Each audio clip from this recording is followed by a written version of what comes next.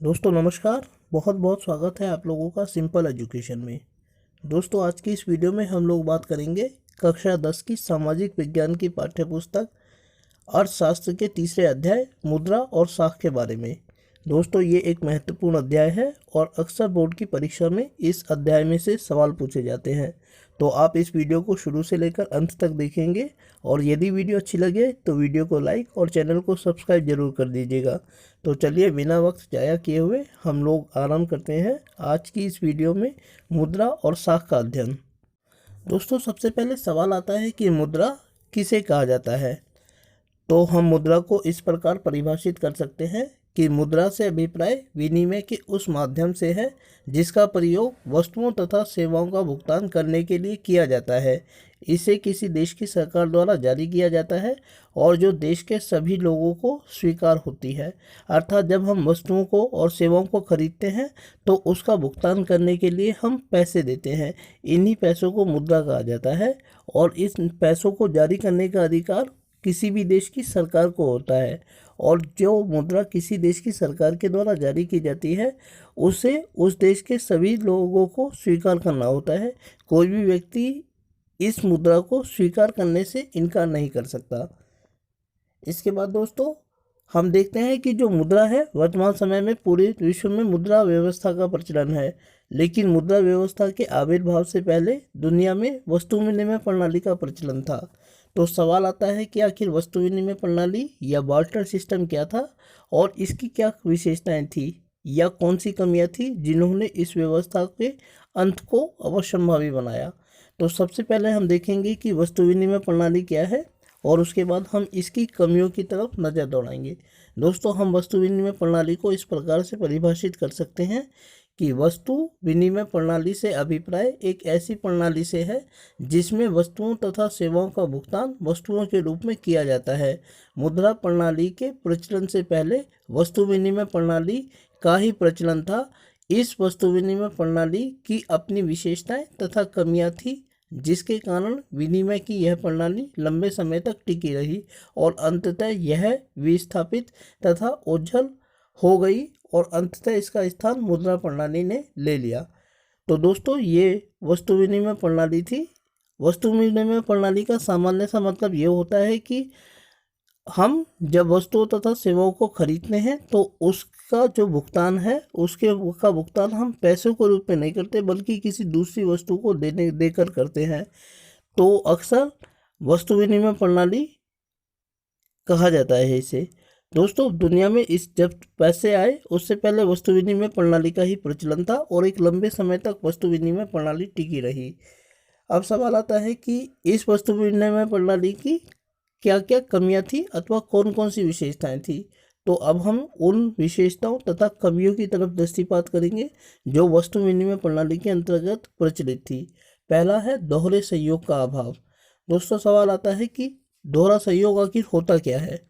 दोस्तों क्योंकि वस्तु विनिमय प्रणाली में लोग आपस में वस्तुओं का आदान प्रदान करते थे, इसलिए वस्तु विनिमय प्रणाली में दो ऐसे लोगों का होना आवश्यक था जिनके पास दो अलग अलग वस्तुएं हों ताकि वो लोग उन वस्तुओं का आदान प्रदान कर सकें।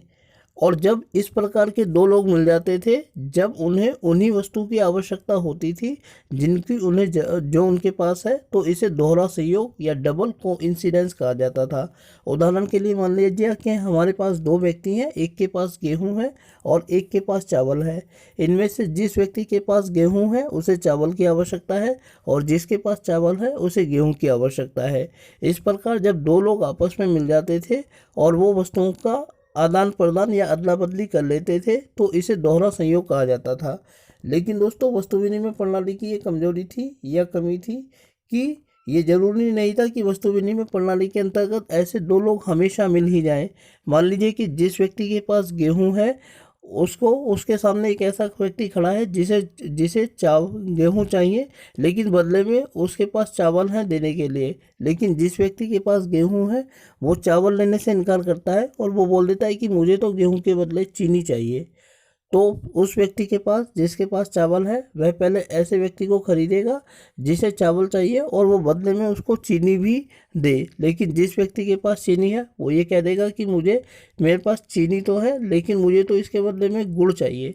तो इस तरीके से पहले वो व्यक्ति ऐसे व्यक्ति को ढूंढेगा जिसको चावल के बदले गुड़ चाहिए, उससे गुड़ लेगा। फिर जिस व्यक्ति से गुड़ खरीदेगा उसको खरीदने के बाद उस व्यक्ति से चीनी लेगा जिसके पास चीनी है। फिर जाकर वह उस व्यक्ति को जिसके पास गेहूं है उसको देगा चीनी, और उससे फिर वो अपना गेहूं ले लेगा। इस प्रकार हमेशा जरूरी नहीं था कि ऐसे दो लोग मिल ही जाएं। एक लंबी प्रक्रिया के पश्चात जाने के बाद ऐसे दो लोग निकल कर सामने आते थे। तो इस प्रकार ऐसे दो लोग हमेशा वस्तु विनिमय प्रणाली में ऐसे दो लोगों का हमेशा अभाव रहता था, जिन्हें दो उन्हीं वस्तुओं की आवश्यकता होती थी जो उनके पास था।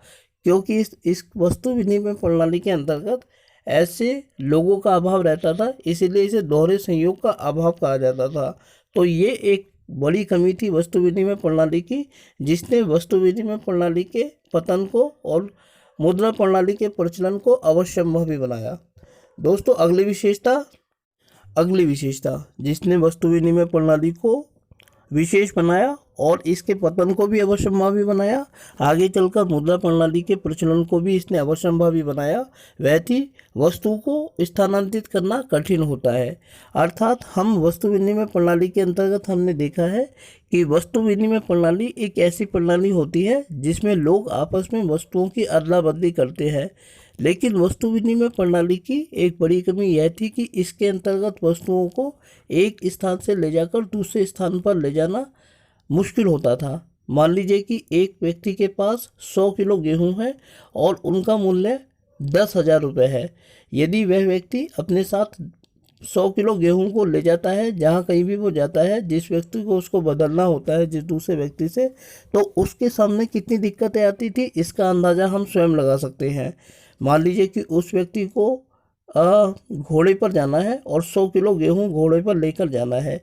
घोड़े पर उस 100 किलो गेहूं को लादने में, उतारने में और एक स्थान से दूसरे स्थान पर ले जाने में उसको कितनी मुश्किल होगी, इसका अंदाज़ा हम खुद लगा सकते हैं। लेकिन माना कि उसी गेहूं की कीमत 10,000 रुपये है और उस 10,000 रुपये को इस गेहूं को बेचकर वो 10,000 रुपये प्राप्त कर लेता है। उस 10,000 रुपये को वो आसानी से एक स्थान से दूसरे स्थान पर ले जा सकता है अपनी जेब में डालकर।